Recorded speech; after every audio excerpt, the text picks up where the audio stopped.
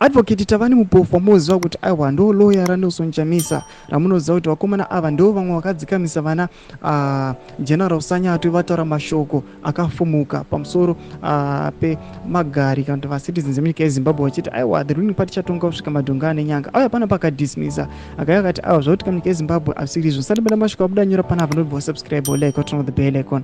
Timida paendo pake anoyanyora achiti this is the point where we must take a stand.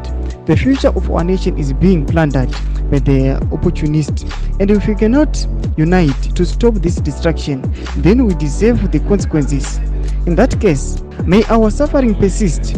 Zimbabwe, search your conscience regardless of your political affiliation. This is shameless pillage must end, and it requires your collective action and participation to do so. Anoyachi akambana panapa ma headlines amuri kuona rekutanga rakanzi Zekutenda invoices inflated by 30,000%.